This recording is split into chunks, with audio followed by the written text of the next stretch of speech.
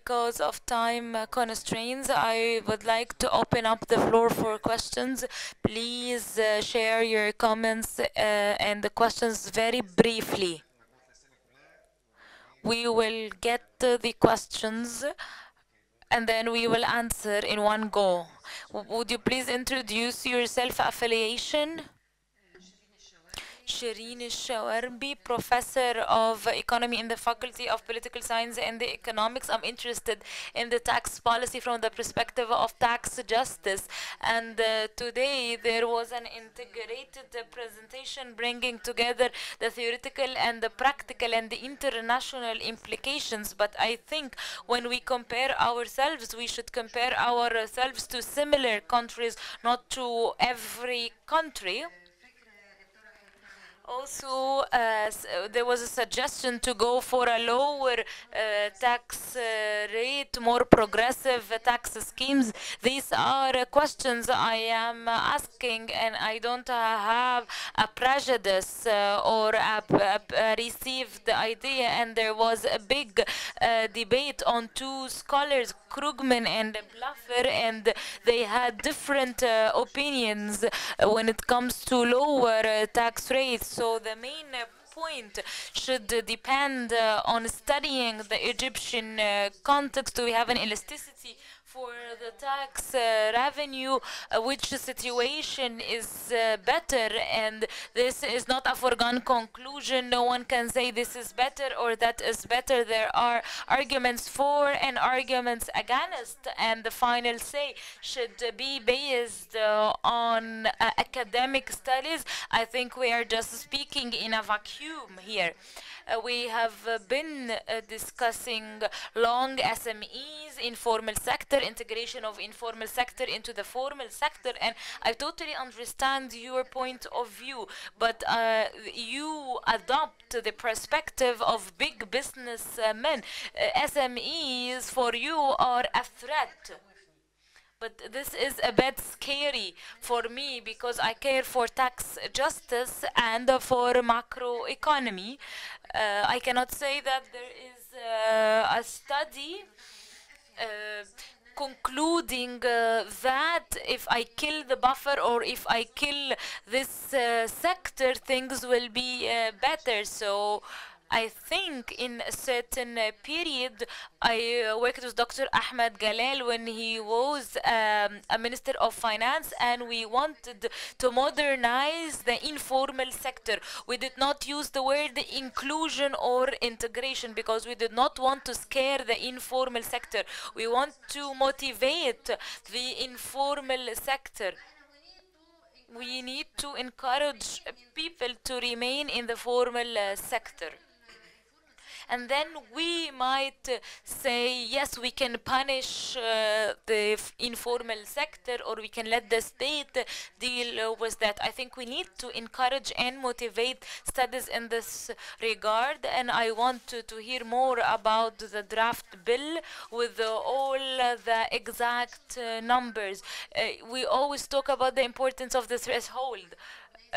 Would that make people cheat more easily, or would it serve as an incentive for people to remain in the formal sector? Also, what are the schemes available? Is there a new tax scheme? Is there a new system for exemptions? Is it the same code or a different one? I think we need to delve deep into the nitty-gritty details of the legislation. We agree on the framework, but I think we need to hold a community dialogue on the details.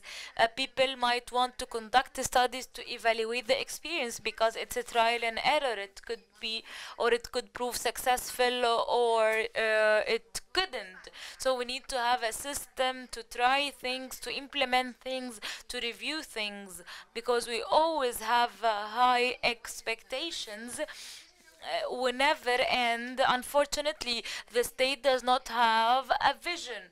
Whenever the ministers change, everything changes. And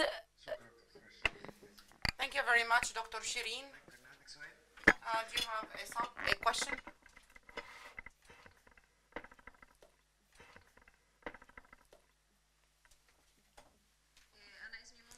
My name is Mona Jaf. I'm a journalist. I was concerning and asking about the taxes on the SMEs.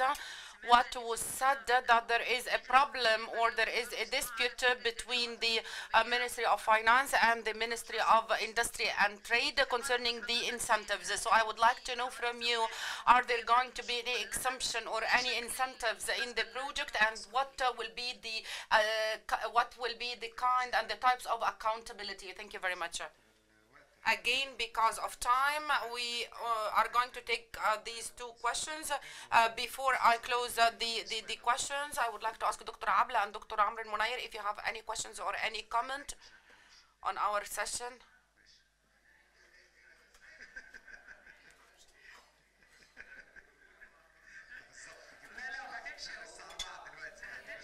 It's 4 o'clock and we are leaving. We are leaving all together. First of all, Mr. Kamel, concerning the definitions, I have a problem concerning the definition because there were a kind of 20 definition, and then finally a definition was adopted by the central bank. So instead that the state will take this new definition, we started defining new definition, and this is a disaster. This is a big problem. This is number one. Number two, the division that you were talking about the micro, the small, and the very small, that the first definition that was was adopted by the central bank. They set this division, the small, the very small, and the micro, then they were integrated. Then the idea of transferring the taxes to a general, to a public institution, we have to. This is one of the problems that also we face, the informal sector. I'm very happy, Mr. Hisham, that the talk that we were talking 5 years ago, it's about to see the light, but it will be very hard, very hard to be implemented, to do a kind of the reconciliation. The state or the government should help these SMEs to achieve a reconciliation. And here, Mr.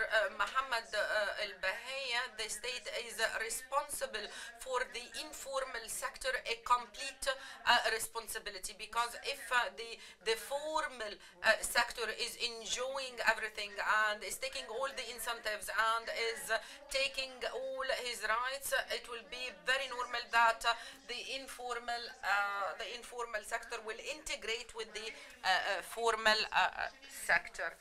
And actually, as you know, there are lots of complications, and the regulations are not that easy, and it is not easy, and it's very difficult to issue the license and to be registered. So it's very hard for the informal to integrate with the into the formal. ماريو ما قلته كان جيد للغاية. لقد استمتعت للغاية بما قلته. Actually, what you said and the story that we should specify the level of the informality, because there are many companies that their financial transactions are informal. So the differences is a big story. The issue that we impose tax on the small and the micro, or on the big companies, it depends on the margin value. I think that this is very important lessons for us while we are organizing the lessons. Yes, you are right, talking about the small and the micro, there is no need for any taxation, but this doesn't mean not to organize the system, at least to know what they are doing, at least to try to improve their performance.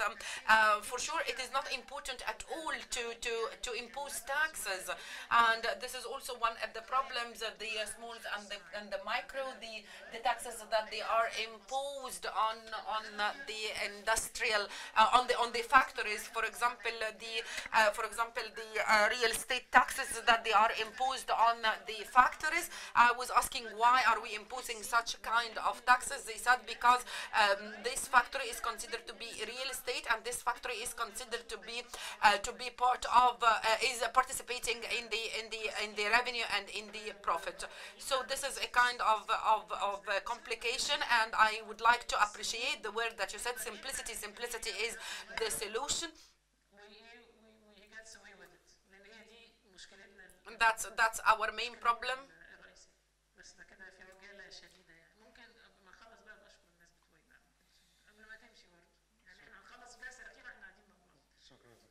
Thank you very much, Dr. Abla. Thank you very much on the presentation. They were very informative presentations. All the panelists, my friends, I won't be lengthy. And actually, we talked a lot about this issue. Only I'm going to mention some points concerning with the taxation on the SMEs and the micro. We always say that whatever is related to the taxes should be in the taxes law and not in any other law. This is our own point of view, that everything, all the issues that they are related to the taxes should be mentioned in the tax law, because this will impact all the people working in the tax authority. The second point, as Mr. Mario said, and as Dr. Abla said, that the cost benefit, I have to look at my cost and look at the revenue and the profit and the taxes from these SMEs and the micro, the economic revenue, it might be bigger than the financial revenue. The other point is not to impose taxes on the SMEs. This will encourage them to be small and micro forever. Even if there is a system to pay a specific amount, a constant amount of money as a kind of fees, this will encourage him not to be a big company. He will prefer to be small or micro forever. Then talking about the incentives, again we are talking about the simplicity and not the tax exemption, not to give them like 5 or 10 years as exemption, because he might abuse this period of time. If we do a kind of exemption for like 5 or 10 years, he might work for 5 or 10 years under this time frame line, and then we'll close and will start again, so he will get another 5 or 10 years as tax exemption. So as if we are encouraging them to remain or to stay small and micro. Concerning the Supreme Council for Taxation, establishing the Supreme Council of Taxation, the laws, the Egyptian codes are obsolete. We should have an independent tax institution, and there is a draft law. The Egyptian Parliament is looking at this draft law, because no reform will happen without an independent, capable tax institution. We will not be able to achieve the objectives, and we will not be able to reach the improvement. Final comments. The draft of the new law, if you wish, if you please, tell us some more details. I'm not allowed. First of all, you have all the details sitting beside you, Dr. Shireen.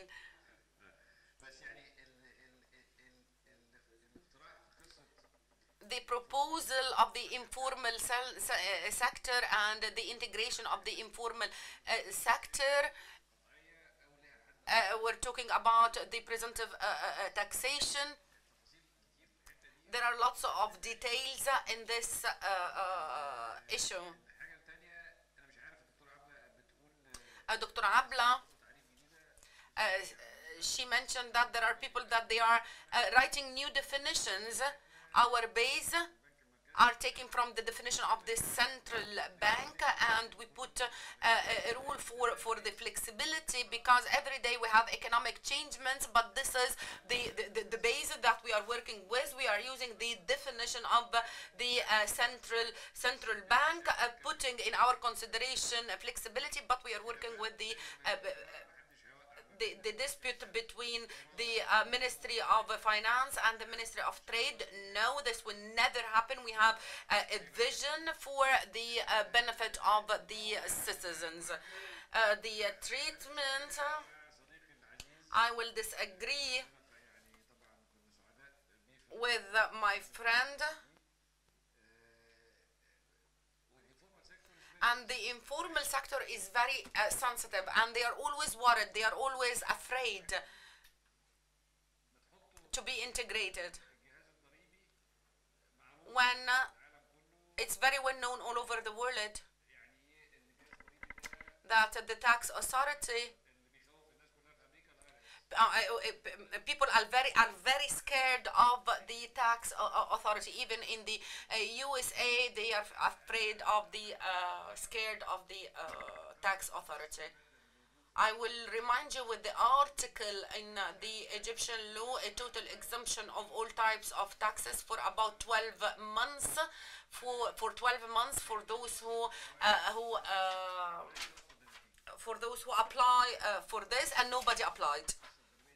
The treatment of the informal sector, as talking about the tax exemption as a kind of incentive. My own point of view was that the treatment will be under the supervision or under the umbrella of a new law to organize the work of the SMEs. We are one country. If I can achieve an objective, I will do it. The last point, the informal sector.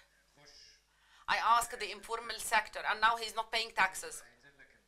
And I tell him, you're going to pay taxes, and you're going to pay taxes for the previous 10 years. We are complicating this issue. Let's make it easy for them to cheat, but let's be realistic. You will face lots of problems. You should be very brave to take the proper position, and the proper decision, and everything have its advantage and its disadvantages. Thank you very much.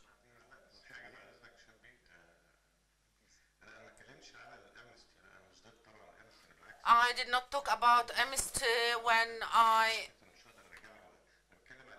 I'm talking about the exemption 5 or 10 years. Amnesty, I don't disagree with you. The amnesty that the amnesty, it's a kind of reconciliation.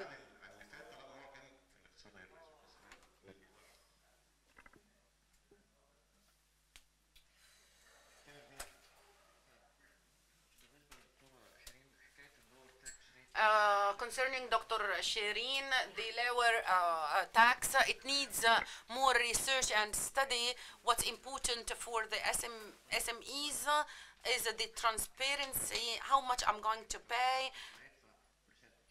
I'm talking about the percentage. So the simplification of the rules will make the SMEs feel secured, because the SMEs are very weak in front of the regulator, and they have no choice. They have the lower tax rate. It needs more debates and more discussions. There is lack of database and information. Are we in need to integrate all of them? I totally agree with you concerning the cost, and there is a problem in the formal economy. They feel that the competition is not fair.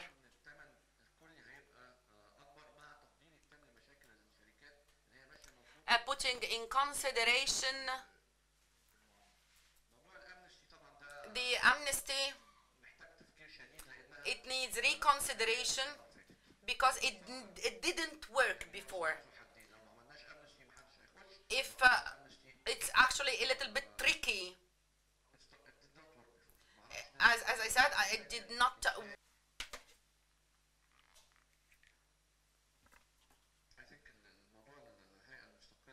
I think the independent Supreme Council for Taxation, we need more research to separate the policy from the administration. I think that we need to think about it more deeply, and I hope to have Mario, final closing comments? Yeah, just a few comments. Thanks. There's a lot to talk about, but I'll be brief on the make it easy to cheat. I didn't mean that you should provide incentives for them to cheat. What I meant is by changing the system, people would cheat less. They would still be cheating, but they would cheat less. They would declare more income. That was the idea. I certainly didn't mean that you're providing incentives for them to cheat. On the tax policy and separation between policy and administration, there's a nice note that we did at the IMF on this issue. I strongly believe in it, in the separation of the two for obvious reasons, I think. You can't put the policy design or even recommendations for policy in the hands of the same institution that's collecting taxes. Now, people tell me, well, a lot of countries do this. Yes, but in countries where this is done, usually there's another pole of influence. Typically, it would be a president's tax policy office or some other place where you have a significant analytical input into the policy debate. I think our problem in the region and in developing countries in general is that when we need policy advice, we ask the collector. We don't ask the people who can actually take a broad perspective on policy design. On the progressivity and the LAFER, I think we all agree that progressive taxes, and I think people around the world are calling for more equity in taxation. But this means different things in different countries, and not all countries actually can really design and enforce progressive taxation. And there are many ways to do progressive taxations, not only income taxes. There are inheritance taxes, some forms of wealth taxes that can be used. It's a very complex issue that needs to be addressed in the overall budget framework. Not only taxes, but also spending can be progressive. So if I can make spending progressive, but I make tax neutral, overall, I'm progressive in the budget policy. The LAFER curve here, just quickly, the empirical evidence is largely against the LAFER curve. There is no such thing as tax changes paying for themselves. It just doesn't happen. The last comment I wanted to make on the classification of taxes. This is really an important issue. It's very, very, very serious issue that we tend to take very lightly. Why? Because tax lawyers like definitions. They like to put definitions in the tax law. Why do we have classification of small business for economic reasons? For statistics. We would like to know the tissue of our economy. For tax purposes, I don't care. I just want everybody to pay the same tax. Why do I have to complicate taxes by having definitions that the tax administration has to rely on another agency for its definition? It doesn't make sense. Not too many countries do this. I have worked on a number of countries in North Africa where they took this to extremes, defining even what some professional services mean. And they claim that over time, they had more people in this net. Well, of course, because once you create definitions, people would organize themselves to fit the definition. It's obvious. What counts is really the behavioral answer to the policy. Policy is not static. People behave because we put rules in place. That's what the policymaker needs to understand and needs to analyze constantly. It's not because I put a definition that I'm gonna catch a lawyer or a doctor, no. I mean, what's a medical service today? I can define a medical service in so many ways that is legal, economically, not legal, but economically justified, that where do we draw the line? Where do we draw the line in putting definitions in taxation that at the end of the day, really, we don't need? If you want a simple system, let's say, turnover tax of 1 or 2 rates on small business, all I need to do is define small business. That's one definition only. I don't care about the activity type. I don't care whether the small business in region A, B, or C. I don't care whether it's an exporter or an importer.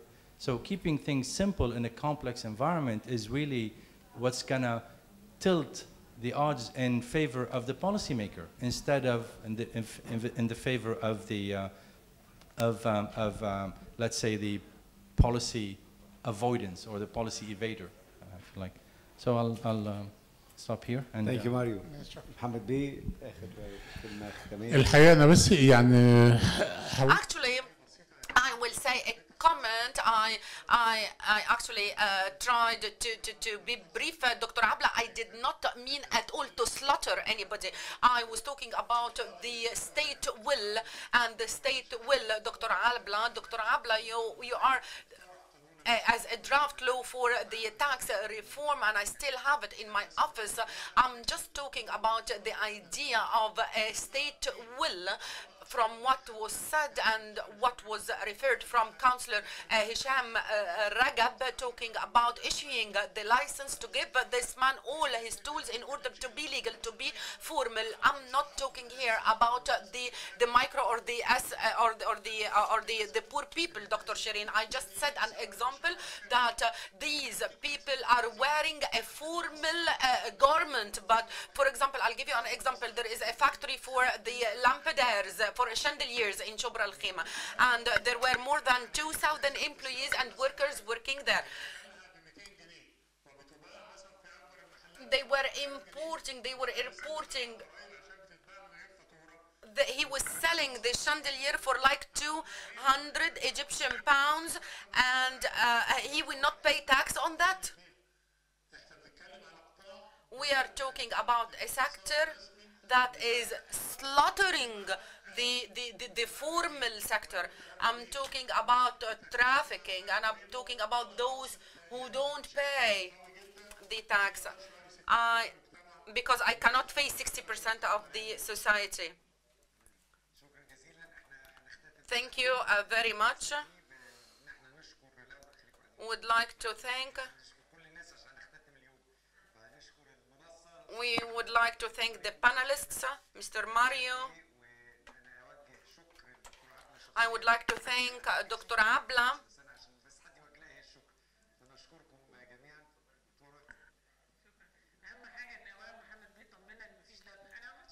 Okay, Mohammed B, thank you very much for clarifying the point of slaughtering.